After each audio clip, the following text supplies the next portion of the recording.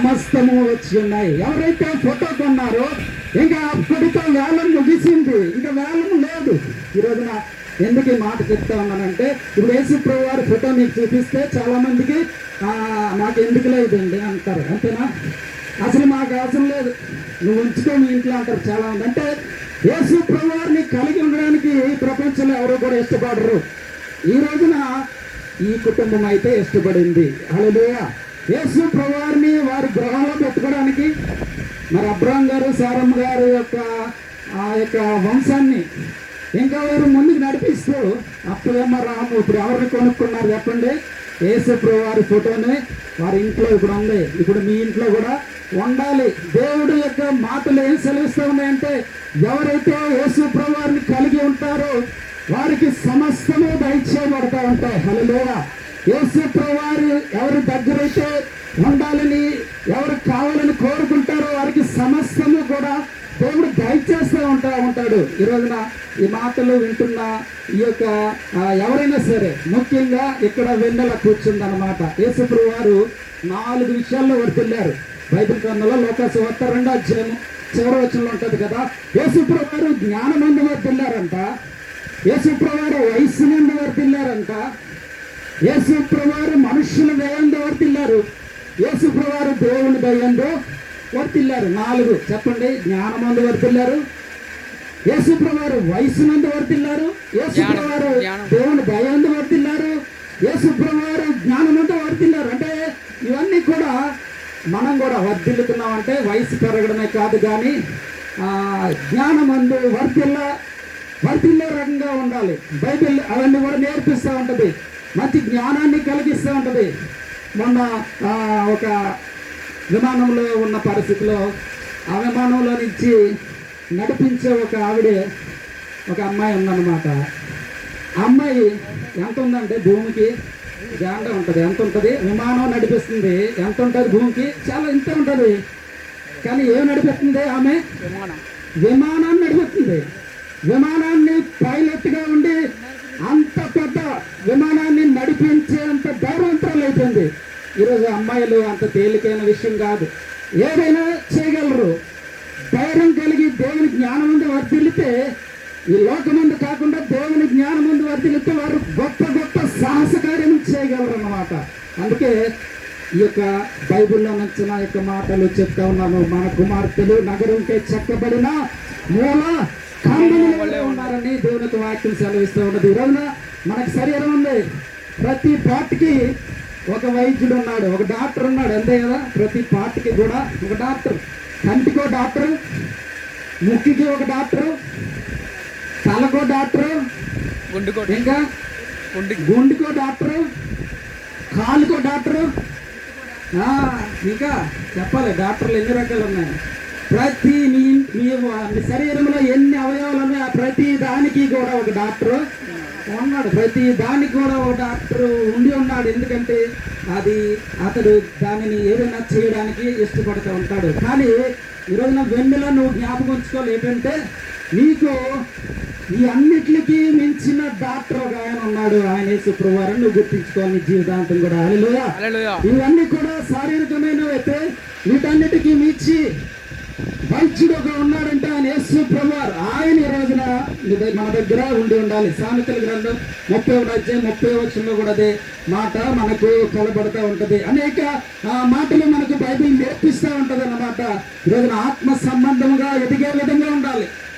ఆ యొక్క రోజులు గడుస్తూ ఉన్న కొలది మన ఆత్మ వెదిగి ఉండాలి, దేవుని దగ్గరకు పరిగెడుతూ ఉండాలి, దేవుని జ్ఞానమందు మనము ముందుకు నడుస్తూ ఉండాలి. నీ తల్లిదండ్రులను సేవించము, నీవు దీర్ఘమాత్ముతుడు అనుకుంటూ అని బైబిల్ గ్రంథం తెలియజేస్తూ ఉంది.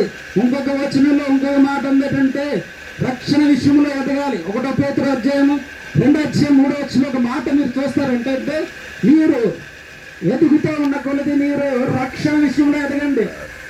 మీరు వయస్సు ఎదుగుతున్న కొలది మీరు రక్షణ విషయంలో ఎదిగి ఉండండి. ఇంకొక వచనంలో దేవుడు సెలవిస్తూ ఉన్నాడు, విశ్వాసమందు మీరు ఎదగండి, విశ్వాసము కలిగి ఉండండి. మీరు గొప్ప కార్యములు ఎప్పుడు చేయగలరంటే, మీరు విశ్వాసములో ఎదిగితే దేవుడు మీ దగ్గర నివాసము చేస్తాడు. మీ దగ్గర ఉండి ఉంటాడు. ప్రతి సందర్భంలో ఆయన మనకు నేర్పిస్తూ ఉంటాడు. ఆయన అడగండి. పరలోక ప్రార్థన యేసు ప్రభు వారి శిష్యులు అడిగారు, ప్రభువా మాకు ప్రార్థన చేయడం నేర్పించని.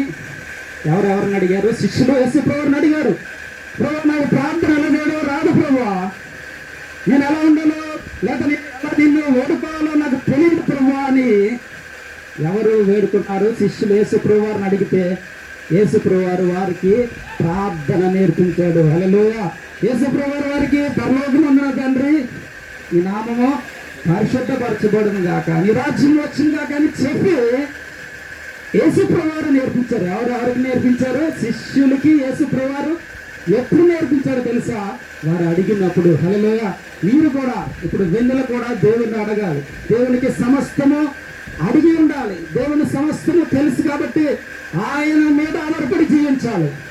దేవుని మీద ఆధారపడి జీవించే వారికి దేవుడు ఎప్పటికీ కూడా అన్యాయం చేయడు. ఆయన ముందే ఉంచుతాడనలో మాత్రం సందేహం లేదు. హల్లెలూయా. ఈ రోజున దేవుని యొక్క వాక్యము ఎక్కడ వినబడుతుంది? ఒక మంచి కార్యక్రమం ఎక్కడ జరుగుతుంది? విశ్వాసమందు రక్షణ ఎందు ఎదుగుతూ ఉన్నావా? యేసు ప్రభువారు ఆయన జ్ఞానమందు ఎదిగి ఉన్నాడు. ఆయన వయసు ఎందు ఎదిగి ఉన్నాడు. ఆయన మనుషుల దయ్యందు ఎదిగి ఉన్నాడు. ఆయన దేవుని దయ్యందు ఎదుగుతూ ఉన్నాడు. ఈ కాలం పిల్లలు ఎక్కడ ఎదుగుతున్నారంటే ఎలా ఎదుగుతూ ఉన్నారు? రెండిట్లో ఎదుగుతూ ఉన్నారు. ఏంటది? వయస్సునందు ఎదుగుతూ ఉన్నారు. ఇంకోటి ఎక్కడ? ఇంకోటి ఏమి ఎదుగుతూ ఉన్నారు? ఇంకొక మనుషుల దయ్యందు ఎదుగుతూ ఉన్నారు. ఎక్కడెక్కడ ఎదుగుతూ ఉన్నారు చెప్పండి? మనుషుల దయ్యందు ఎదుగుతూ ఉన్నారు, వయసు అందు ఎదుగుతూ ఉన్నారు. ఇంకొక రెండు మర్చిపోతూ ఉన్నారు. ఆ రెండు ఏంటంటే, నేను ఇప్పుడు ఏం చెప్తున్నానంటే ఆ రెండో కావాలి. ఆ రెండు ఏంటంటే దేవుని జ్ఞానం అందు ఎదగాలి, ఆ యొక్క దేవుని దయ్యంతో ఎదగాలి. ఈ రెండు అనమాట. ఈ రెండు మనము ఎదిగి ఉండాలి. దేవుని దయ్యంతో ఎదిగి ఉన్న మనుషులు రోజున ఎంతమంది ఉన్నారు? ఒక ఆమె అవుట్ ఆఫ్ పాకెట్ మనీ అంటాం కదా, ఒక తల్లి పాకెట్ మనీ అంటే ప్రతి నెల ఇస్తుంది డబ్బులు. తన కుమార్తెకు ప్రతి నెల డబ్బులు ఇస్తుంది. హాస్టల్లో చదువుతుంది, ప్రతి నెల డబ్బులు ఇస్తుంది. అటువంటి సందర్భంలో ఒక నెల వల్ల తల్లి ఏం చేసిందంటే ఆ పిల్లకి ఒక నెల డబ్బులు అవ్వ, ప్రతి నెల డబ్బులు ఇచ్చేది, ఒక నెల మాత్రం డబ్బులు పంపించలేదు వల్ల. ఇప్పుడు ఆ పిల్ల పరిస్థితి మా అమ్మ నాకు డబ్బులు ఇవ్వలేదు, మా అమ్మ నాకు ప్రతి నెల డబ్బులు ఇచ్చేది, ఈ నెల నాకు డబ్బులు ఇవ్వలేదు, నాకు పంపించలేదు నేను ఎలా అని ఆమె ఆలోచిస్తూ ఉంది. ఆమె అలాగే ఉంది. తల్లి కావాలనే ఇవ్వలేదంట. తల్లి ఎందుకు ఇవ్వలేదంట? తల్లి లేక ఇవ్వడం కాదు, తల్లి ఎందుకు ఇవ్వలేదంట? ఆ పిల్లకి కావాలనే డబ్బులు ఇవ్వలేదంట, కావాలనే పాకెట్ మనీ ఇవ్వలేదు, కావాలనే తనకు కావాల్సిన ఇవ్వలేదు. ఒక నెల ఏ విధంగా ఉంటాడో, ఏ విధంగా జీవిస్తాడో అని కావాలనే ఇవ్వకపోతే ఆమె నేర్చుకుందంట. కుమార్తె ఏం చేసిందంట? ఆ ఉన్న డబ్బుల్లోనే ఎలాగైతే జీవించాలో, దేనికైతే ఖర్చు పెట్టాలో, ఎక్కడైతే ఖర్చు పెట్టాలో దానినే ఖర్చు పెడుతూ ఏం చేస్తూ ఉంది? నేర్చుకుంది. ఈరోజున కొంతమంది అయితే నువ్వు నాకు డబ్బులో లేదా, నువ్వు నిన్నేం చేస్తున్నా చూడు అంటారు. అంతే కదా, నువ్వు నాకు డబ్బులో లేదు, నువ్వు నేను చేస్తున్నా చూడని కొంతమంది ఫైటింగ్ ఆడతారు, లేకపోతే కోపడుతూ ఉంటారు. ఇప్పుడు నువ్వు ఎదిగి ఉన్నావు అంటే నీవు వర్ధిల్లి ఉన్నావు. ఇప్పుడు నువ్వు చిన్నదానివి కాదంట. బైబిల్ ఏం చెప్తుంది? నువ్వు ఇప్పుడు పెద్దదానివి. ఎందులో పెద్దదానివి? వయసులో కాదు, దేవుని దయంలో, జ్ఞానమందు, దేవుడిచ్చే మాటలను నేర్చుకోవడంలో, బైబిల్ చదువుకోవడంలో, లేకపోతే నీకున్న వాటిలో దేవునికి ఇష్టకరముగా జీవించే ఒక మంచి యవనస్తురాలుగా దేవుడు నీకు చేస్తున్నాడని బైబిల్ గ్రంథం తెలియజేస్తూ ఉంది. భోజనాలు రెడీ అయితే నాకు ఒక్కసారి ఎవరైనా అక్కడి నుంచి ఒక చిన్న మాట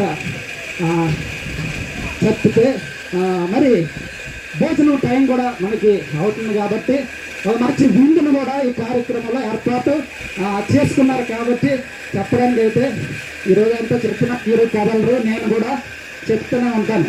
మరి కానీ ఈ యొక్క సందర్భాన్ని బట్టి ఈ కుటుంబాన్ని దేవుడు అప్పయ్యమ్మ రామ కుటుంబాన్ని దేవుడు ముందుకు నడిపిస్తూ ఉన్నాడు. దేవుడు కృప, ఇందాక నేను చెప్పాను కదా, ఫోటో అన్నది వారి ఇంట్లో ఉంది. ఫోటో కొనుక్కున్న వారికి ఏమొచ్చిందంట? ఆ ఫోటో కొనుక్కున్న వారికి ఆ యొక్క ఆస్తి మొత్తానికి వారు ఆ కుర్రాడు ఏమయ్యాడు, వారసుడయ్యాడు. ఈ రోజున ఈ కుటుంబంలో ఉన్న ప్రతి ఒక్కరు కూడా ఆ ఇద్దరు పిల్లలు కూడా ఈ రోజున దేవుని సన్నిధానంలో ముందుకు వెళ్తూ ఉన్నారు. దేవుని కృపలు ఈ కుటుంబానికి దేవుడు దయచేస్తూ ఉన్నాడు. ఎప్పుడు ఇది మొదలుకొని మరలా అనేక సంవత్సరముల పాటు వెన్నెలకు, చెప్పండి అందరూ వెన్నెలను పలకండి. వెన్నెలను ఆశీర్వదింపబడిన వారు అందరూ చెప్పండి. ఇక్కడ వెన్నెలను ఆశీర్వదింపబడిన వారు చెప్పండి. అందరు గట్టి చెప్పండి, చెయ్యి చూపించి చెప్పండి. అవును, నవ్వట్లేదు ఉండాలి. నవ్వింది అయిపోయింది, బాగానే నవ్వింది. కాబట్టి మన అందరం కూడా మంచిగానే ఈ యొక్క కార్యక్రమాన్ని ముగించుకుంటున్నాం. కాబట్టి దేవుని కృపలు, దేవుని కాపుదల, దేవుని ఆశీర్వాద దేవుని నీ కుటుంబానికి దేవుడు దయచేయను గాక. ఆమేన్, ఆమేన్, ఆమేన్. తల ఉంచుదాం, ప్రార్థన చేసుకుందాం. అందరూ కూడా వచ్చిన సంఘము లేకపోతే ఎక్కడ మిగిలిన